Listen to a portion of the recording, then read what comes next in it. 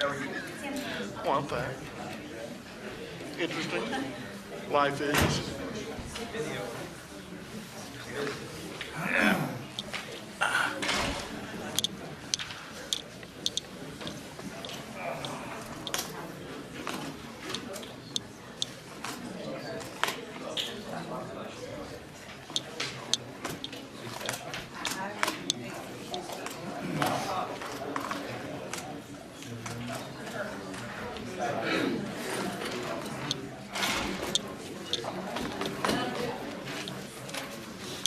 Good morning and welcome to the Paulding County Board of Commissioners work session, February 25th, 2014. We welcome all our invited guests and elected officials. Scanning the room, I see Mayor Doris Debbie of Hiram. Am I missing any other elected official? Well, thank you all for being here. Call this meeting to order and remind you to turn off all cell phones, Nextels, and pagers. For our invocation and pledge today, we have Pastor John Nettles with the Beloved Kingdom Ministry. John, come to the lectern, and would you stand with me if you're able? Thank you for that, tonight. Our Heavenly Father, we come before you right now in the name of Jesus. You said, let us therefore come before you to your throne of grace, boldly before your throne of grace, that we may obtain mercy and find grace in time of need. And you say, if my people who are called by the name, will humble themselves, will pray, will seek their faith, will turn from their evil ways, then when I hear from heaven, I will forgive their sin and I will heal the land. And so we come before your presence to give you praise and honor today, Lord, because you're worthy of the praise. Now, Lord, we lift up special prayer today for our nation. We lift up special prayer for revival of our country today. We lift up our leaders, our military staff, and armed forces. We lift up social welfare agents, safety of this nation, and special growth for our country today. Oh, Father, we pray for Paulding County citizens and the commission board that as solemn day to seek wise wisdom, to learn how to govern and to counsel and to rule a great nation of people. We thank you for all these blessings. In Jesus' name we pray. Amen. Amen. I pledge allegiance To the flag of the United States of America and to the republic for which it stands, one nation, under God, indivisible, with liberty and justice for all. Pastor Nettles, thank you very much. That's a beautiful prayer. Thank you. Minutes, the February 14, 2014 work session minutes and the February 14, 2014 board meeting minutes are available for your review. Now I would like to read a letter that was sent to us. And before that I do that, I'd like to have Jamie Brown, Wilbur Moore, and Larry Clark, if y'all would mind coming up front.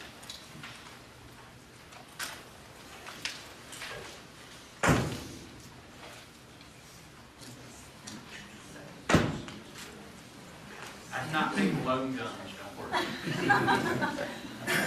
If y'all stand right here and face the firing squad.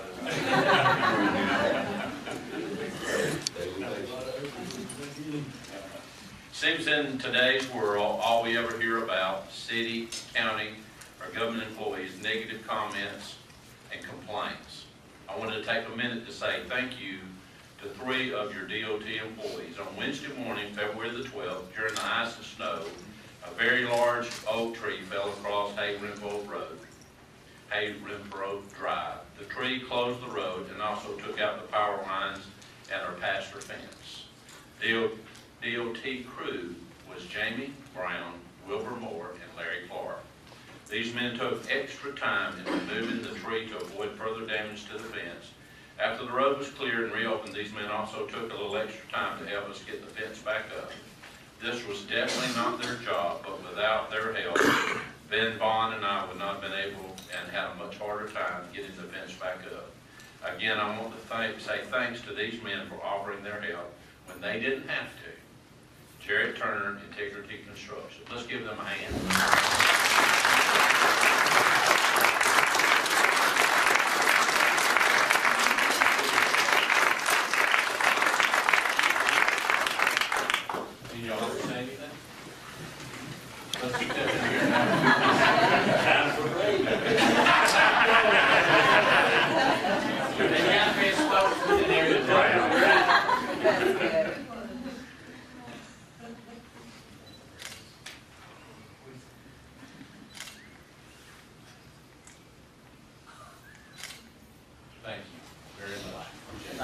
I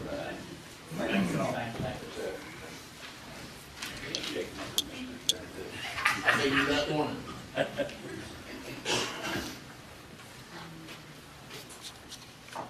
The Board of Commissioners would like to present the Public Safety Appreciation Award to the Lead Communications Officer, Shay Wells, with the Paulding County E911. Shay, would you come forward? And David Mumford, I think you have a couple things to say.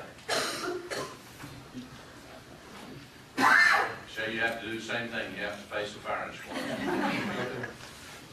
I have a lot of things I can say about Shay. We pick on each other a lot, but I'll speak to really good stuff this morning. So. It was my privilege to present our lead communications officer, Shay Wells, for the Public Safety Appreciation Award.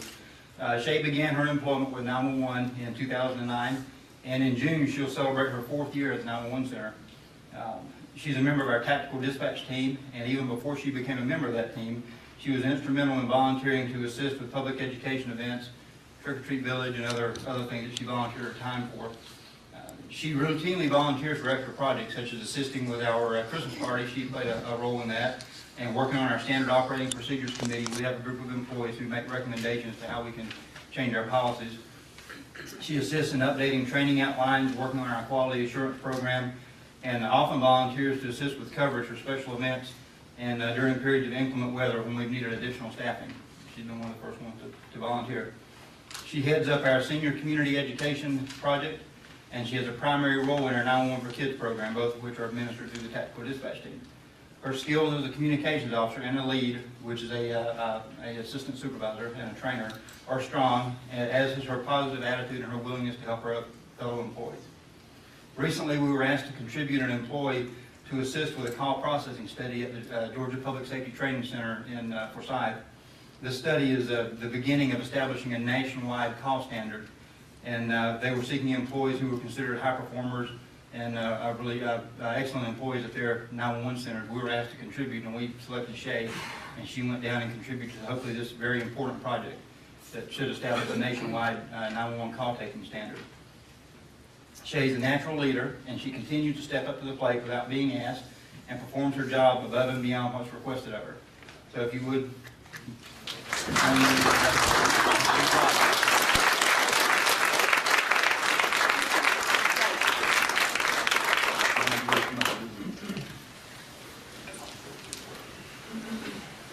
You know how to make her blush.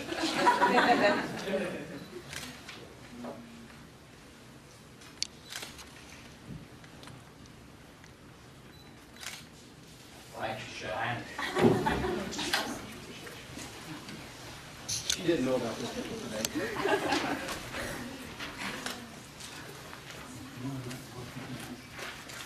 Thank you very much, Shay, for your dedicated work. There are no invited guests. Bid awards discuss action on recommendation to award to Hardy Chevrolet for the purchase of 8 Chevrolet Caprice at the $29,166 each for a total cost of $233,328. Good morning. Morning.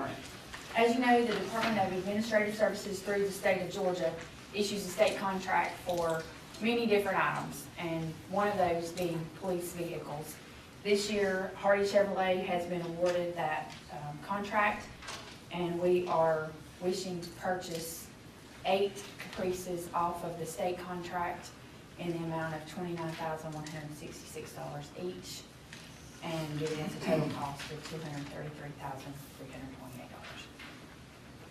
So instead of the bid process, We did not actually conduct the bid process here. We use the state bid process, and each year they allow vendors to participate in bidding for different items, and it's available for all of the local governments within the state of Georgia can use that bid process as their competitive form of bidding. So they established a price and then Hardy agreed to participate in that Well, price. Hardy actually, all of the different dealers can give them their price, just like a bid process. Whoever is the low bid on that process, and it is a responsive bid, Okay. meaning a good bid, then the lowest one wins. Just Okay, like so our bid Hardy process is the does. lowest bid on And the Hardy state was the, contract. Okay. Any questions? Thank you very much. There's no reports from committees and departments. Consent agenda. We have several items. Number one, approve a permanent utility easement with Colonial Pipeline for the relocation of existing catholic protection system. Chuck, you want to talk about this? I think that's an underground anode bed which allows electricity to run so that it doesn't corrode. Is that, Mike, you or? You're right on it. That's right. Any questions? Number two, declare items listed as surplus and approve their disposal through auction or trade. Number one, Blazer, Unit 35, 1985 Chevy D30 model, serial number IGC HD 34J2EF386387, acquired September 27, 1995, in poor condition with 51,436 miles. A Blazer, Unit 40, 1985 Chevy Blazer model, serial number IGADD18J9EF158964, acquired February 23rd, 2006, in poor condition with 89,401 miles. And a Blazer, Unit 63, a 1984 Chevy Blazer, model serial number IGADD18JOEF136852, acquired June 6, 2000, in poor condition with 62,900 miles. Would you like to move any of these items to regular session? And these were acquired through a GMO loan? Yes, sir. They were sent to us through Shell. We didn't actually pay for them. That's right. There's no old business. Under new business, discuss action to approve an amendment to the engineering services agreement with Arcadis US Incorporated for preliminary engineering for the Richland Creek Reservoir project at a cost of $488,039. Michael Carter. Morning. Morning. This is a result of the site conditions at the dam being very different than was originally anticipated. Initial boring logs out at the dam site indicated weathered rock up to 100 feet below the surface, resulting in a need for a good bit of additional work in order to develop a profile of that subsurface rock and to determine seepage through this rock under the dam. We also looked and investigated an adjacent downstream ridge, actually moving the dam itself downstream to the next ridge, and to see if subsurface conditions would improve. That proved not to be the case also, so we went back to the original proposed site and continued investigation. Another issue that we encountered that was fairly different than we originally anticipated was the on-site materials on-site materials of the reservoir itself are not suitable for construction of the core of an earthen dam. There are no red clay material out at the site, and if it would have been a conventional clay core, we would have needed about 400,000 to 500,000 cubic yards of material just to build the core in. Total volume of that dam is like 1.5 million cubic yards of fill. We also looked around on adjacent properties for some suitable material to build the core out of, and that was not to be found. The closest material that we found was all the way in Emerson, about 8 miles away. So trying to truck about 30 to 40,000 truckloads of material from Emerson to the site is really not feasible either. We did look at other construction options for the dam, such as roller compacted concrete and rock fill, a rock fill dam. Problem with roller compacted concrete, nothing to build the dam on. There's no foundation. You're gonna have solid rock fairly close to the surface. And on the rock fill, there is no rock out there to build the dam out of using that method. So we're still with an earthen field dam, but with all the negative news that I've said so far, it does bring us to where we are now. After getting a firm grasp on the subsurface conditions and what on-site materials are available for us, we do feel like we got a suitable solution to deal with everything. It has resulted in a slight change in the alignment to the dam. One of the fingers to the lake was cut off close to the dam because of seepage requirement or seepage problems through the existing ridge line out there. It's still, like I said, an earthen dam to be built out of on-site materials, but the core itself is kind of a hybrid construction. It will be more of a cut-off type wall built out of bentonite type material to control the seepage through the dam as opposed to the conventional concrete core. Still looking at evaluating this construction method, but we feel like that's probably where we're going with it.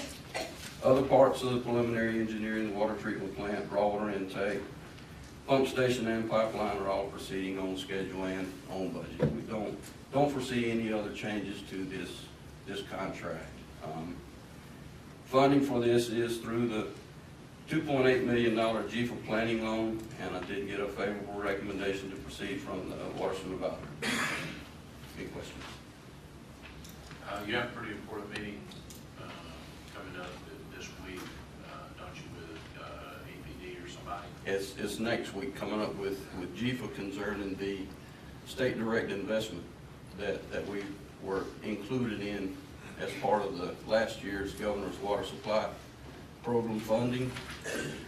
We'll be discussing how the state can participate in our project and fulfill their needs along with accommodate everything that we need from the project also. Any more questions? Do you feel good about going this direction? Oh, yeah. Absolutely. We're not gonna end up with a leaky dam. No, sir. And You're the even, engineer. and even with all the stuff you're describing, the cost of the dam is still engineered back down to a number from your original estimate. Absolutely. We're still looking at a somewhere around $90 to $100 million total cost of this whole project. Dam itself, it's hard to say right now. It could be as high as 50 million of the dam itself, but original costs were a great deal lower than that. But the initial proposed treatment plant costs were elevated to get that $100 million. We're looking at a scale back initial phase of the treatment plant compared to what we were originally looking at. So the offset of money should still balance out for us. You talk about that the conditions were different than what you initially thought.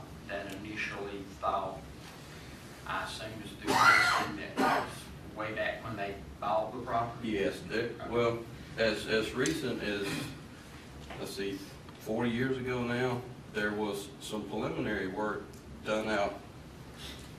completed out on the dam. We got a preliminary investigation from SM&E, which is another geotechnical firm, that was used to put all of the RFP together for this preliminary engineering services.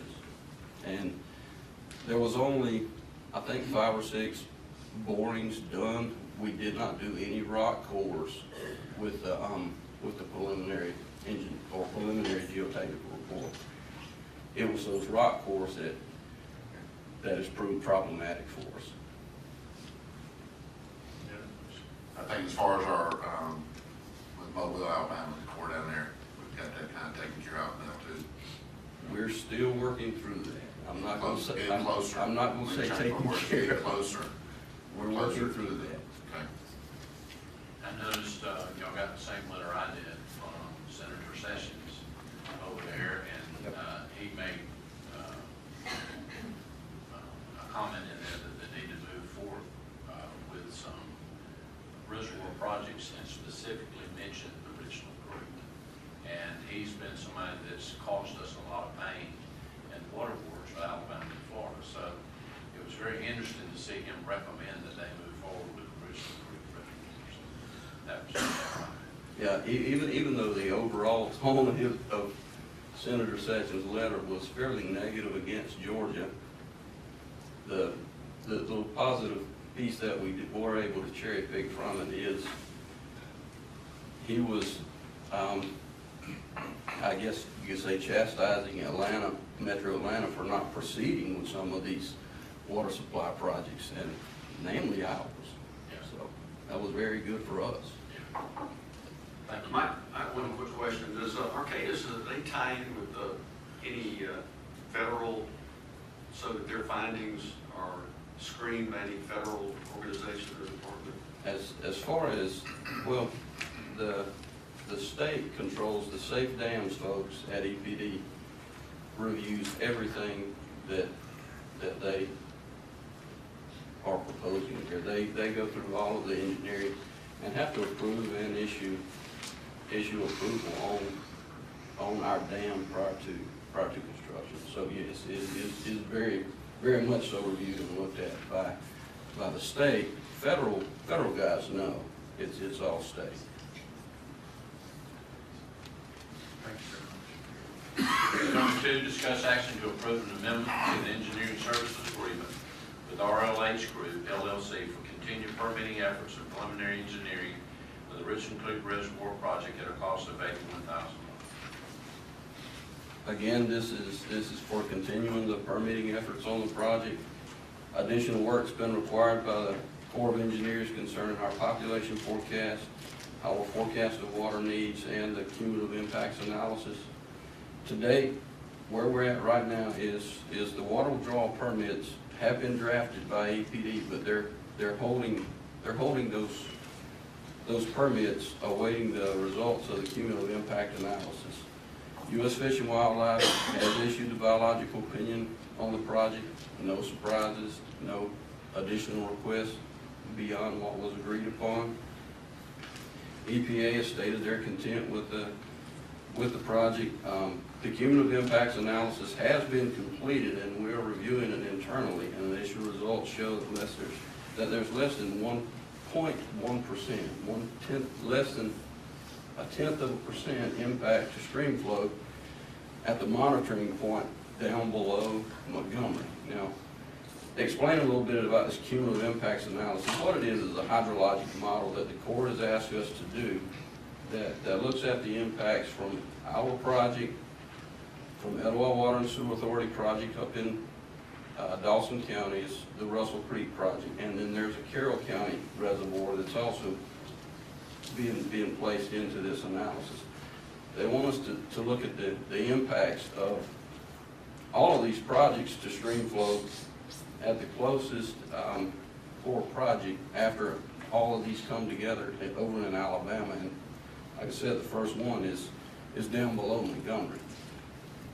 And the results of all three projects show it's a 0.07% impact, 0.07% impact is what it actually is during low flow times. So essentially no impact, but we're still looking at a couple of the numbers in there, ensuring that we have demands and things like that placed at the exact location, and nothing, and also merging together the revised population forecast and revised forecast of water needs to make sure all of the numbers match whenever we put this back in the Corps' hands. The population forecast, as I said, they were revised to utilize the latest 2012 Office of Planning and Budget projections. End result is our 50-year projection still estimated. We need to support a community of 500,000 people. So, and then working back through the forecast of water needs, we having to correct some changes in growth patterns that were brought to light in the revised 2012 OPB numbers.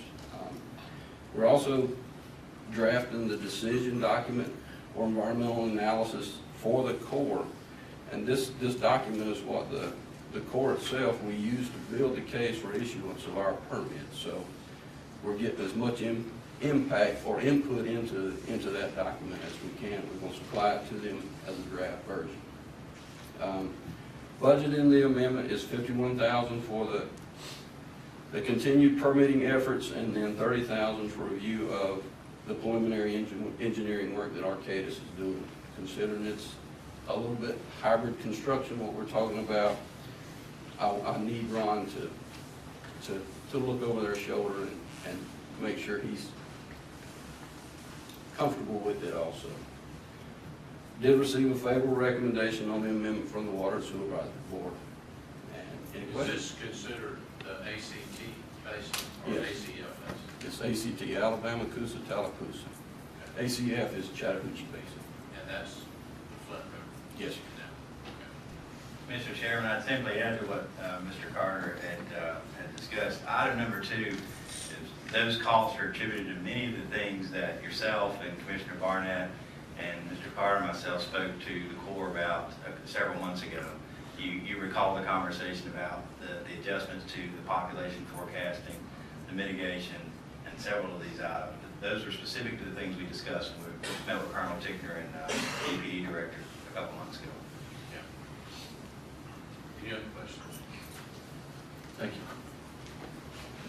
Number 3, discuss action to authorize the chairman to enter into a service agreement with the Family Alliance of Paulding Incorporated for their work in support of the court system prior to the proposed effective date, April 1st, 2014, in the amount of $12,000. Mike, you want to address that? Yes, sir. Several months ago, back at the end of last year, the commission asked us to take a look at the existing supplement that's provided to the Family Alliance of Paulding County for the work that they do in our court system, and review that number and see if there was a more appropriate number to provide them additional supplemental funding for that work.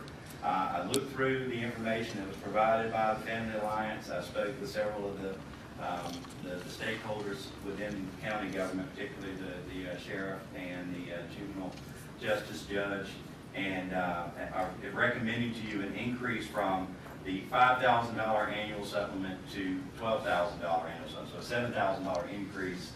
That would be $7,000 greater than what you have historically provided over the last several years, and that would have an effective date of April 1st, and the details of which would come later in a supplemental agreement that all parties would sign. But today, you authorize the chairman to enter that. We'll draft it through the county attorney's office and get that moving.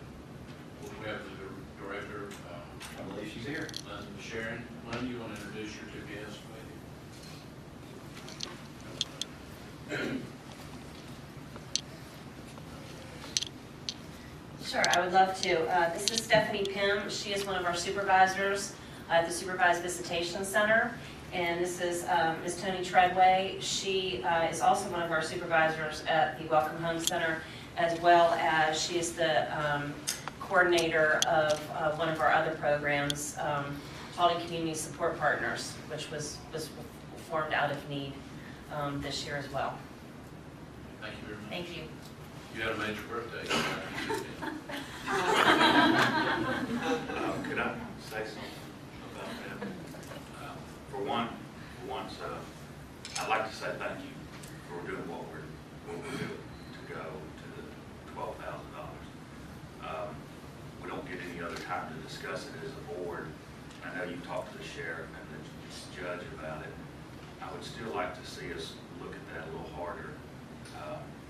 As a foster parent and being in their facility, and I know there's some of their employees that actually have gone without pay to make sure that that facility continues running. And I'm thankful for what we're doing as a board, so I thank you guys for looking at this, and Mike, I thank you for the work we put into it. I was hoping that we could do something around the $25,000 range, and because I see the services that group provides. Although I know that they're very thankful, and I'm very thankful for what we're doing. As I've seen firsthand in what they do, I feel like with the resources that we have and with the services they provide, I feel like we could do more. And whether that's today or whether appreciate the 7,000 increase. And I don't have a part of that Family Alliance Center, but they do an awful lot for our community, and they provide a lot of services that DFACS cannot and does not provide. And bottom line is, if these kids don't get the visits they need to get with their family and sibling groups, we have more of a chance of those kids not going back home, which that's the ultimate goal. And in the long run, it costs us all, as a community, all of us, more money. So I would really like to see us up that a little bit, but I don't want you to think I'm not thankful, Mr. Jones, for the effort put into it, because I am very thankful. I think, Mike, you might want to address, there's other means to donate to Family Alliance through your water bill and some other mechanisms we have, correct? Yes, sir, there are some other ways that we can assist the Family Alliance, and one of them is through the public donation using our water bills. We're currently using that for the Child Advocacy Center now. I don't have the figures handy to tell you how effective that's been. There are a lot of people that do that. You know, one of the difficulties we have that I explained to Linda is there's no question they do great work for Paulding County. You know, the problem that we have oftentimes is how you quantify that. When I spoke to the sheriff, he had good things to say about the Family Alliance, but his involvement with it is usually where it fails. He gets the back end of that, and we would hope we'd put the sheriff out of business. With Linda would get on the stick a little harder than she'd already been. We'll put the sheriff out of business, which would be the ultimate goal. Now, I don't know how much funding it would take to do that, but I certainly support the work that Linda and her group does. The juvenile justice had nothing but good things to say about it. But again, it's very, very difficult to put a dollar amount on what is the value of saving a child from, a lifetime of spending time in and out of jails or in and out of caring facilities. What is the value of uniting a family that's been destroyed by methamphetamines, and now they're under some kind of supervised visitation that Linda's group takes care of? You can't put a dollar amount on it, and I tried, and y'all run out of money if we tried to do that. But this is an important first step. And this Board of Commissioners was the very first one to provide any form of funding for the Family Alliance. I can't remember, it was about 3 years ago, I guess. Even during the middle of a pretty deep recession, this body came out and said, look, we have to put something out there. And so we started with 5, we'll up it to 12. It's in y'all's discretion to make that number whatever you want.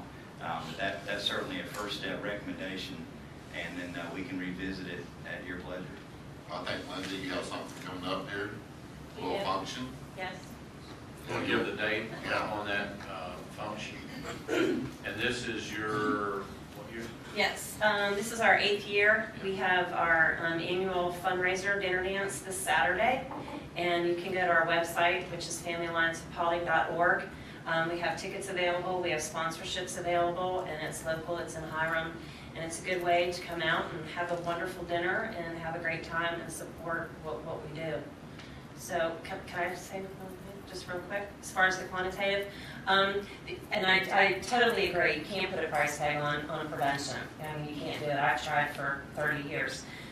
The one thing that I was able to provide, and I'm sure that you all have seen that, is we do have a dollar amount per hour for our visitation center whenever I train our law enforcement, what the going rate for that is, even though I do not charge anybody in the school systems or at the or law enforcement. I don't charge them for my services, but what I would normally charge when somebody does pay me at a conference per se.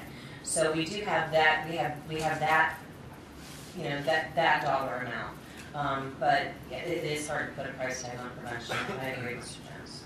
I think another important piece of information that, if you don't mind responding to this also, is your building that Hiram's going to take back. Yes, sir. That's going to raise your budget, depending on what you get. And I haven't talked Yes, sir. We will be moving from the Family Alliance Center the middle of the month. The Hiram Meridian will be will be leasing what was the Family Alliance Center from the city of Hiram. They want to keep all of their ball activity just in one area, so we will be relocating. We think we have a temporary, but we are looking for a larger facility, even than what we had, to be able to help with the one-stop shop that the Children's Cabinet and Judge Sandra Miller is working towards, and we would love to lead that and head that up. So we will be looking for a new facility in order to actually raise our services and more, as you said that I need to do. So that's always our goal. Thank you. Thank you. Number 4, discuss action to adopt resolution 14-05, supporting the introduction of local legislation to further define and prescribe the powers and duties of the Paulding County Industrial Building Authority and for other purposes. Jason. Commissioners, this is a resolution which, as its title states, supports the introduction of local legislation to clarify the powers and the duties of the Paulding County Industrial Building Authority. The Paulding County Industrial Building Authority was created by amendment to the Georgia Constitution in 1962. That's over 50 years ago, and there's been a lot of change, needless to say, in the last 50 years as to what economic development is, and as to what the needs, the commercial needs and economic development needs of Paulding County are. The resolution specifically goes on to support efforts in the proposed legislation that would state that when the constitutional amendment, as it currently exists, it lists the phrases or the terms factory, mill, shop, processing plant, assembly plant, or fabricating plant, that those are intended to be solely illustrations of what the IBA has the authority to acquire and purchase, but that those are merely illustrations, and it's not limited to those things. The immediate example that would come to mind would be a data processing center. A data processing center is arguably not within factory, mill, shop, processing plant, assembly plant, or fabricating plant.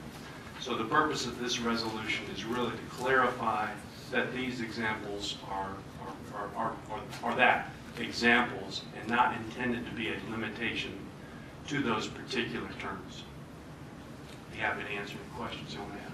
Yeah, this is a, let's see, it comes from the suit that the IBA is involved in, which is pertaining to the loan funds to the airport authority. There is a concern that arises from the ruling that the judge made, which I think denied an injunction.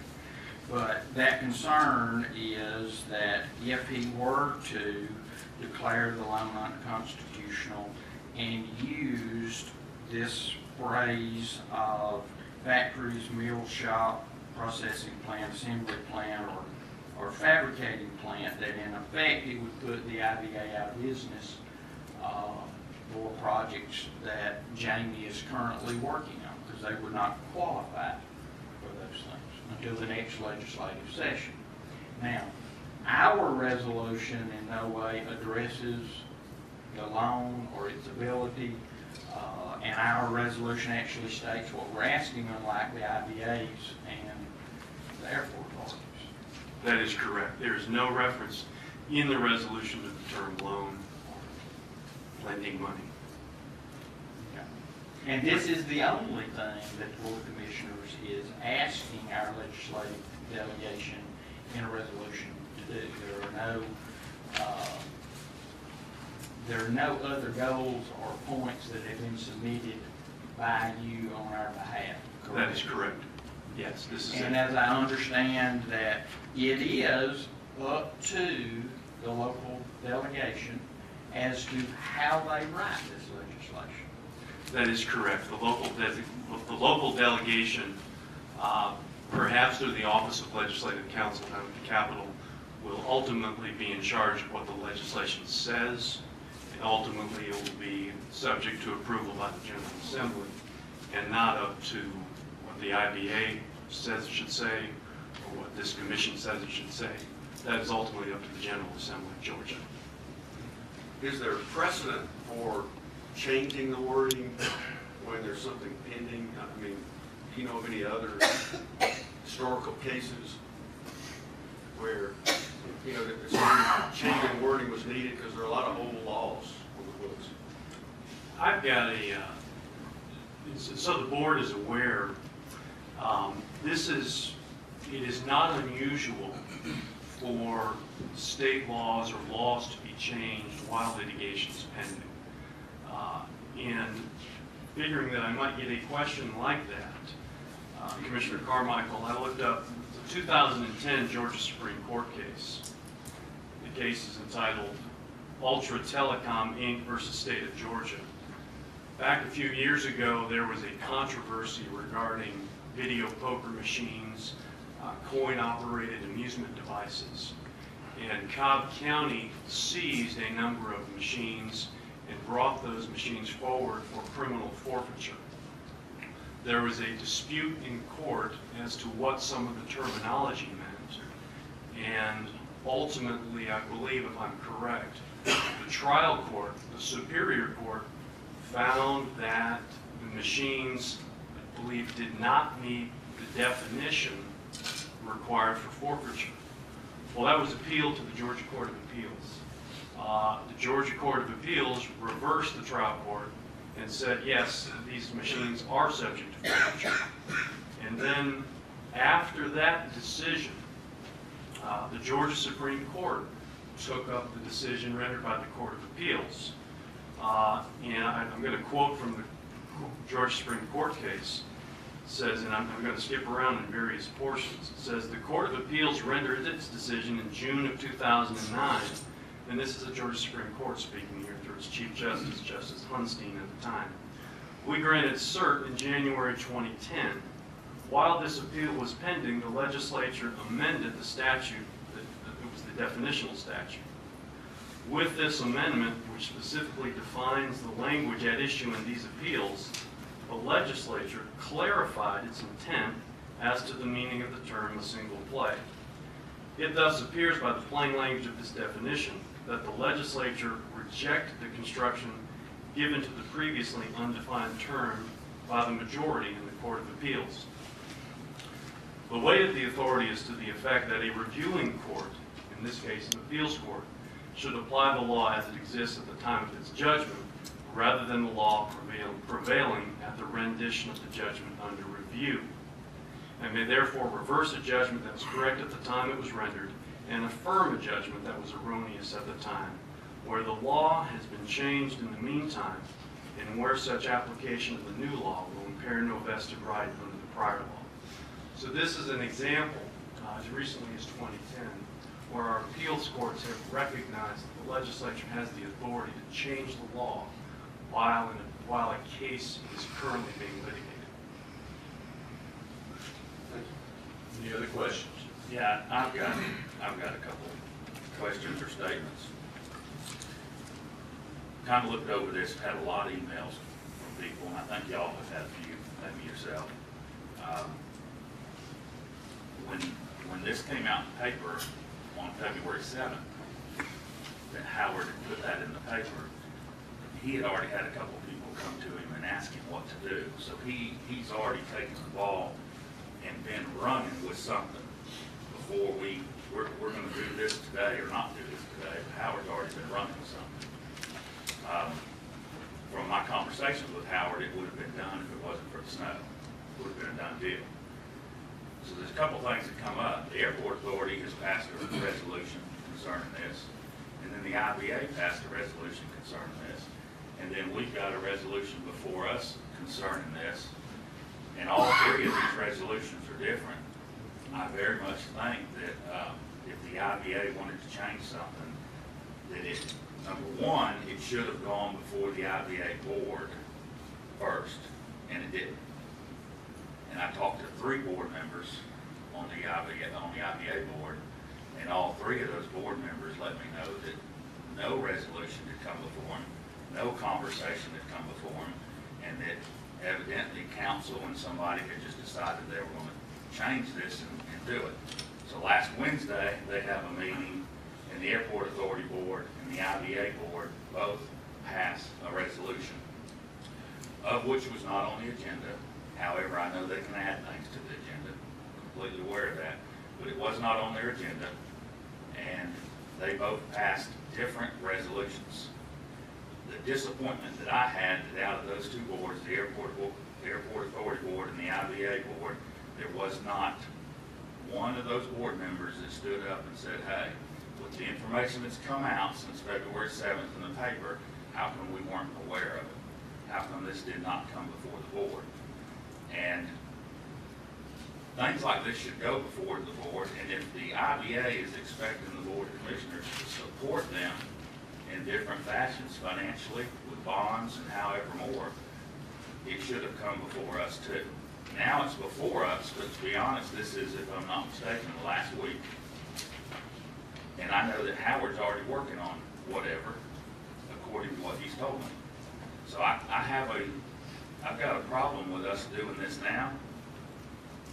Number one, we're in litigation, and I understand what you just read, but we're still in litigation. And on January 25th, on Saturday, with what the judge said, he has some serious concerns about some things going on. I've got some serious concerns about some things going on. In fact, there's some things that I think have been done that I don't think we really had the right to do.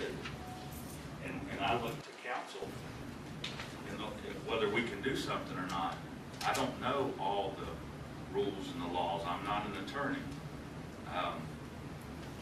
And for us to go and try to do this now while we've got this court case pending, I don't think it's right. And I see that with 3 resolutions from the airport to the IPA and now to us, there's definitely, y'all say that I'm not in harmony up here with the commissioners. There's definitely, between those 3 boards, we don't have the same outlook. And that's not the same outlook that we have right here. And I don't like the way it started. I don't like the way it moved forward to begin with, and now it's like we're going back, and I don't think we're doing the right thing here. I'm not for us doing this, and personally, I think it should be tabled until after the judge hears the entire case. Any other discussion? I'll make one comment. I do know that, of course, you're placing a lot of burden on Howard, but I do know that our local delegation, including all of our representatives and all of our senators, each one of those has to make a decision. Now, you say he's got a bill drafted. I know as of last Friday, that part of our local delegation had not seen a bill.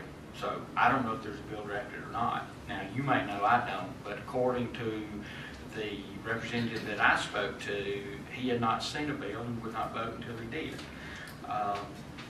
And as I understand the case is about a loan.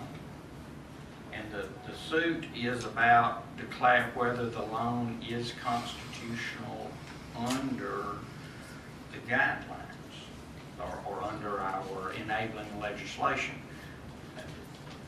This in no way addresses that, and he could still rule the loan unconstitutional and could still deny that the attempt with this is that to protect what the IBA, whether we agree with how the IBA and the airport authority do their job is not a question, because those parts of those boards we don't even have control of, and we got control of some money, and that's coming up. But the fact that, do we agree an IBA should exist, and should it be able to assist Jamie in his recruitment, and I say Jamie, the Paulding Economic Development, in his recruitment of industry. And there are instances right now, or prospects as he likes to call them with all these weird names, that he is working on that would not be eligible under the current guideline if the judge so ruled. I mean, it could be defined that, okay, you can only do these things. And that the intent of this legislation is to try not to put the IBA out of business until the next legislative session. It's not the intent to deal with the loan, as I understand it. Well, if I misspoke a minute ago, then I apologize if I misspoke. I'm okay with apologizing, but I don't think I said that he had a bill drafted. He's been working on one, and that's what he told me on Friday the 7th. And my point is, he's been working on one before any of these resolutions came before him. And I like, Howard and I are friends. I'm not dumping this on Howard. Somebody else dumped this on Howard when they went to him before approval of the IBA approval and the airport authority, which he doesn't have anything to do with it. But the IBA did not vote on the resolution and send it to Howard as a board. Somebody else dumped that information on Howard, and I've talked to 3 of the 4 representatives, and I've asked them to hold off on this. And I think quite a few of our other citizens have too. And I think if we do things open, honest, and transparent, we do things in the public eye, whether the public agrees or not, whether I agree or not, I think that's the way to do business. And this right here started off, again, not in the public eye, and it wasn't done correctly coming from the IBA as a board vote. And I think we're going down the wrong road again, and it's getting us in trouble. Thank you. Any other comments? That's the conclusion of a regular business session. We do have an executive session for land acquisition. We can decide to go into that or go ahead and hear our citizens wishing to speak, and normally that's what we do. So before I hear a motion to go into executive session, we have 2 citizens wishing to speak. Mr. K.B. Coggins, Resolution 14-05.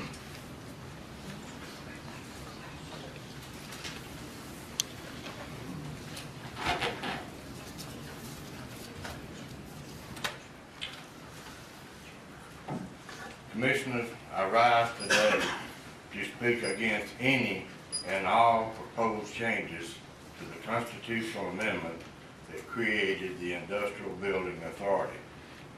In 1962, the General Assembly agreed to a constitutional amendment that created the Industrial Building Authority, and it was given certain limited rights and was clearly spelled out in item 5 of this constitutional amendment. I think all of you know that. For over a half a century, many county commissioners and county commission chairmen have used this constitutional amendment with no difficulty, and to my knowledge, never required any changes to the original amendment as written and ratified by the citizens of this county. A few months ago, the Industrial Building Authority called a special meeting for the sole purpose of providing a $1 million loan to the Airport Authority to continue the taxi widening project. As a result of this loan, a lawsuit was filed by some concerned citizens, and a hearing was held on January the 25th of this year. During that hearing, the judge implied that there should be no further delays in a lawsuit, that the discovery should be made as soon as possible, and no further loans should be forthcoming from the Industrial Building Authority until the case is heard. On February the 14th, the issue arose again during this commission meeting when the commissioners was questioned about a legal ad that had been placed in the Dallas New Era by House Representative Howard Maxwell. Most of the commissioners seemed a little miffed as to why there was an ad run that really had no explanation about what was forthcoming. None of you did. However, it was later revealed that Howard Maxwell was contacted by Chairman David Austin along with legal counsel that represented the IBA. We all know what transpired after that. It is a matter of record. It can be viewed on the Stop Paulding County Airport Expansion Facebook page or the Protect Paulding County Facebook page, as well as the Paulding County government website. These resolutions, 3 resolutions have now been passed. All 3 of these resolutions are asking for different things to be included in the proposed changes to the constitutional amendment. Mr. Chairman, are you in full support of all 3 resolutions, or are you just supporting the resolution that is before you today? Commissioners Tommy Graham and Barnett, at the last meeting, 11 days ago, both of you voiced a lot of concerns about how the IBA were handling certain matters and implied it was going to be very difficult to continue funding them if they continued to do things that you two were not in agreement with, and appeared to be very disturbed at some of the things the IBA was doing. Yet, you turned right around and agreed to pay from the general fund $2,900,000 to continue the expansion of the airport taxiway. Both of you have implied that the Industrial Building Authority is out of control. Are you going to vote to give them even more authority?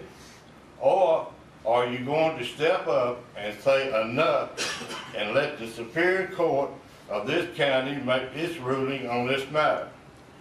I respectfully request that you allow the citizens to have their day in court. If you get an adverse ruling, you can always propose to change the amendment at a later date. Commissioners, let's be open, honest, and transparent about this matter.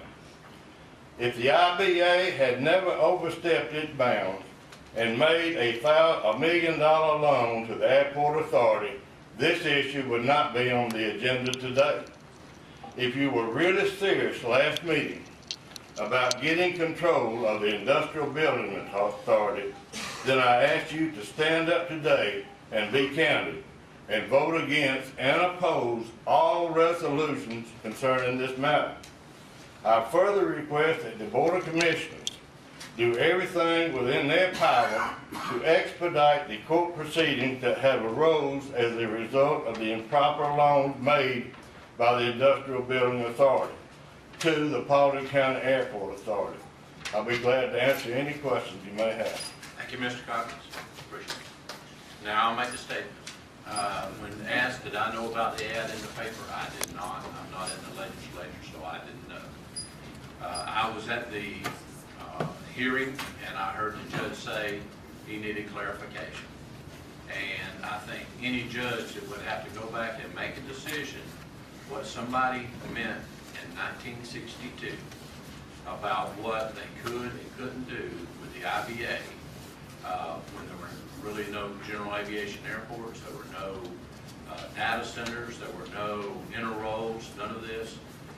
They need clarification. I've spoken to a couple of judges that said they would invite the legislature to make this kind of clarification. So just so you know that I have had discussions and will continue. And you asked me if I was in support of all 3.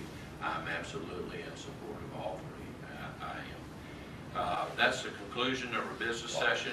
Mr. Chairman, and if you're in support of all 3 of them, then you just opened the door to give the IBA authority to do any and everything that they want to do, anytime that No, they sir, want to do, not. and you have no more You're out of control order. over them.